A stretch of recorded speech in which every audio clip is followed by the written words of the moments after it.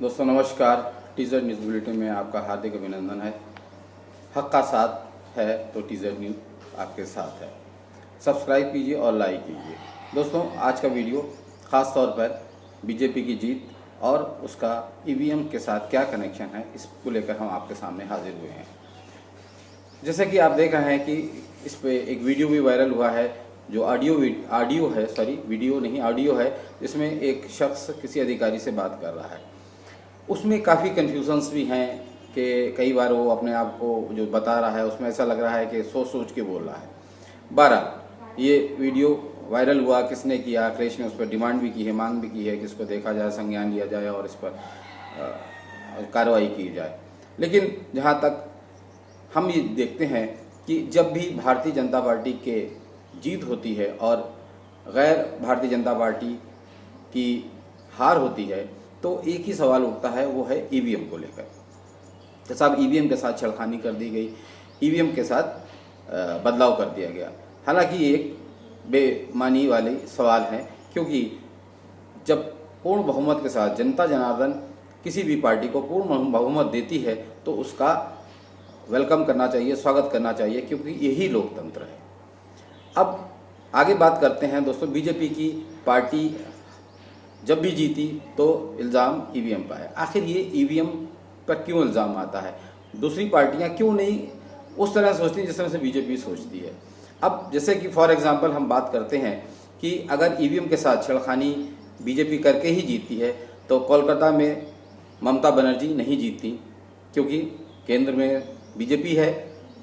चुनाव आयोग जैसा कि कहा जा रहा है कि उनके कब्जे में है, चुनाव आयोग उनका साथ दे रहा है, तो जाहिर सी बात है कलकत्ता में भी बीजेपी को जीतना चाहिए था।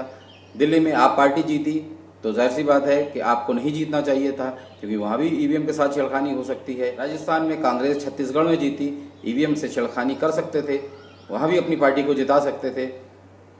आखिर ऐसा क्यों नहीं हुआ? और सबसे बड़ा सबूत अभी है आपके पास के पंजाब में कांग्रेस की सरकार थी और हारी है।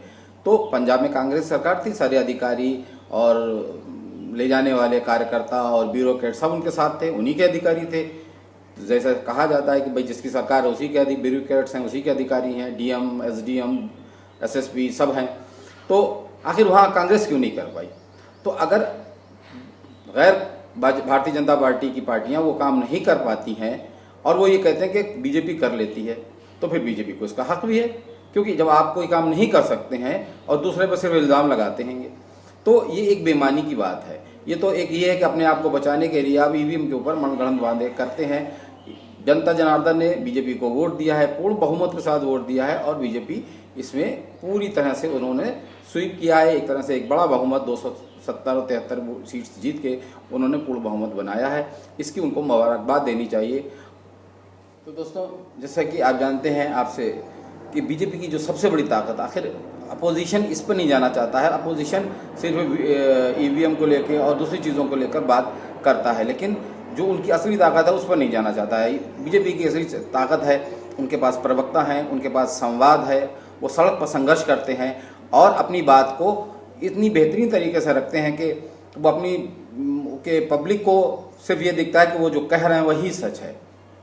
और सबसे बड़ी ये है कि वो रूट लेवल पर काम करते हैं, चाहे आप उसमें आरएसएस को ज्वाइन साथ में उनके मान लीजिए, वो रूट लेवल पर के ऊपर हमला करते हैं और उन्होंने जो काम कर लिया है। अब कांग्रेस या समाजवादी पार्टी अगर बीजेपी से टक्कर चाहती, बीजेपी से जीतना चाहती, तो उसको उस लेवल पर इन 2 सालों में काम करना, अगर 2024 में उनको कुछ बेहतर करना है, क्योंकि उनके जो संवाद हैं, उनके जो प्रवक्ता हैं, उनका जो मैनेजमेंट है, जो उनका प्लान है, जो प्लानर्स हैं, वो बहुत ही सही तरीके से मैनेज करते हैं। और उनके जो प्रवक्ताओं का जो वचन होते हैं, जो शब्द होते हैं, वो एक नश्तर की तरह से इंसान के, लोगों के, उनके कार्यकर्ताओं के दिल और दिमाग पर चुभते हैं और वो तब तक चुभे रहते हैं जब तक वो वो जो उनके तीर हैं, नश्तर हैं, वो वोट में ट्रांसफ़र ना हो जाए। और यही बीजेपी की सबसे बड़ी जीत है, सबसे बड़ी खूबी है कि वो रूट लेवल से लेके और ऊपर तक साम दाम दंड भेद की सारी पॉलिसीज़ को अपनाते हैं। जैसा कि चाणक्य ने कहा है कि जंग और मोहब्बत में सब कुछ जायज़ है,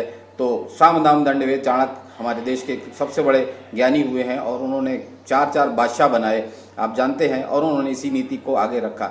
तो अगर आपको बीजेपी को से टक्कर लेना है या टक्कर देना है तो आपको उसी लेवल पर जाना होगा, तभी आप कुछ उनको टक्कर दे सकते हैं, या आप ये कहें कि आप उनको हराने की कोशिश कर सकते हैं। अभी हराना बहुत मुश्किल है, क्योंकि 2024 में भी उसने अपने लिए एक बेहतरीन फील्ड तैयार कर ली है, एक बेहतरीन पिच तैयार कर ली है, और इस पर वो तेज़ी से आगे बढ़ गई है। कल ही की खबर है कि प्रधानमंत्री नरेंद्र मोदी गुजरात में इलेक्शन होने वाले हैं, उसके लिए कूच कर गए हैं। तो बने रहिए टीजर न्यूज़ बुलेटिन के साथ, फिर मिलते हैं किसी और न्यूज़ के साथ। Have a nice day.